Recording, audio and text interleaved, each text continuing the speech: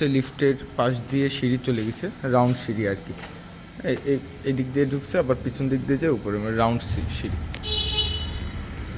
আমরা উপরে যাই, এটা হচ্ছে লিফটের কন্ডিশন।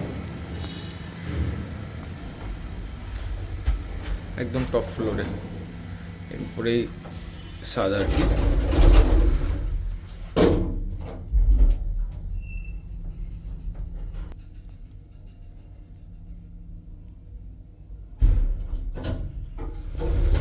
ওকে, যে আমরা ফ্লোরে চলে আসলাম। এপাশে ইউনিট আছে 2টা, আর এই পাশে 2টা ইউনিট। আর যে সিঁড়ির কথা বলছিলাম, এই যে রাউন্ড সিঁড়ি, এই দিক দিয়ে এসে আবার এই দিক দিয়ে রাউন্ড সিঁড়ি। আমরা একটু আগে ছাদ থেকে একটু ঘুরে আসি ছাদের কন্ডিশনটা। এটা হচ্ছে ছাদের কন্ডিশন।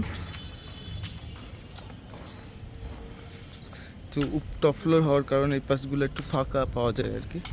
আমাদের প্লটটা পড়ছে ওই কর্নারে।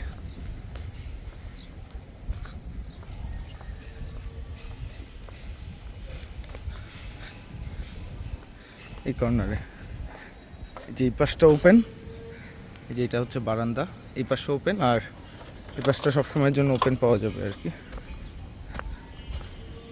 হ্যাঁ, এই পাশটা ভালো, একটা 10-12 ফিটের একটা গ্যাপ আছে 2 বিল্ডিংয়ের মাঝখানে।